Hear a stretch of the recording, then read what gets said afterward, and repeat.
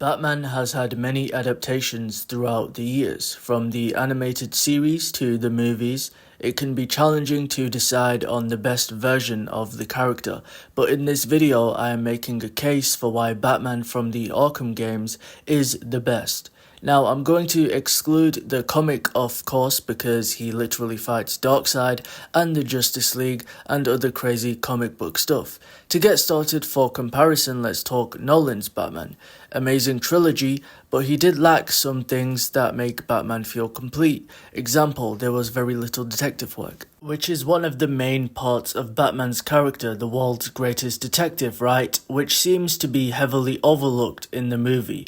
We see him doing some investigation, like when he's inspecting the bullet holes, but that's almost as far as it goes. In terms of martial arts, he doesn't really go above and beyond. He doesn't feel as strong as somebody who's trained to be at the peak of human condition. So he worked in the films, but the core traits of the character are unfortunately missing. Next we have Batfleck, Ben Affleck's version.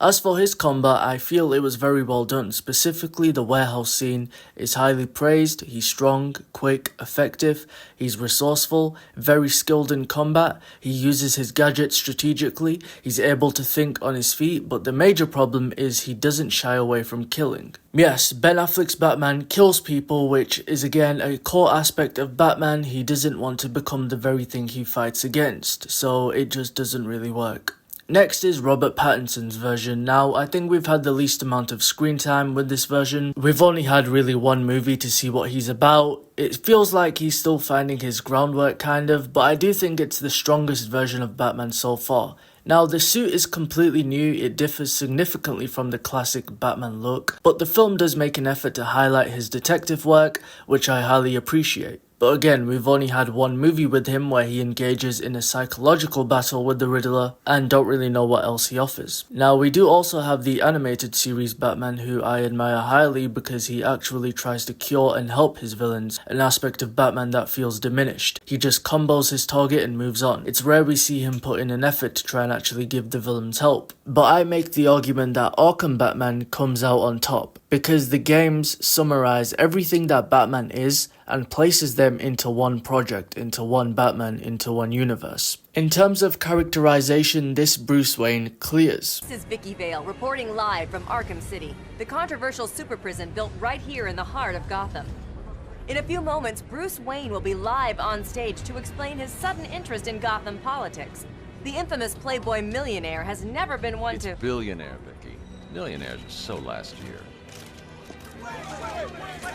Bruce Wayne maintains the arrogant persona that he uses to alter public perceptions and use his fame and wealth to better the city. When he's Batman, he's smart, cunning, fast, shows very high signs of intelligence with how fast he reacts to things. Even in Arkham Origins, he's amazing at what he does. In this game, which allows you to spend way more time with the character and allows for a deeper connection since you spend 4 full games with this Batman. In Arkham Origins, while still being a fresh Batman, mind you, he takes on the most dangerous members of his rogues gallery in one night, including but not limited to Deathstroke, the strongest combatant in the DC universe. And he fights them and beats them all relatively easily. And this is a canonical pattern throughout the games, that he deals with all of these threats before the night ends, displaying an almost superhuman work ethic, which shows why he's the best and most effective Batman. Master Bruce, stop! Master Bruce! Bruce, I will not in good conscience allow you to go! You're outmatched by these assassins. What? You're not some hardened vigilante. You're a young man with a trust fund and too much anger. You're in over your head, and I don't want this to be your end. Alfred, who do you see when you look at me? The boy whose shoes you used to tie every morning? The teenager you drove to his first date? While you are here every night, I am out there. The only thing between the innocent and the predator. Be. No, not may be. I am. When the mugger or the thief stops to think twice, that is fear. That is what I am. That is why they hired assassins, because I am the reason the criminals breathe easier when the sun rises. So no, Alfred, I am not in over my head. Tonight will not be my end, but it will be theirs.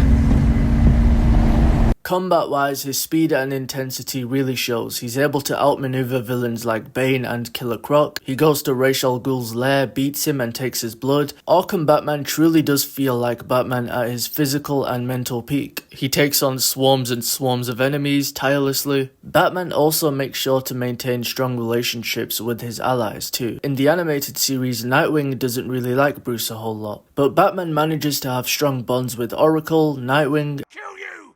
I'm gonna... You know, I was just going to suggest you do that.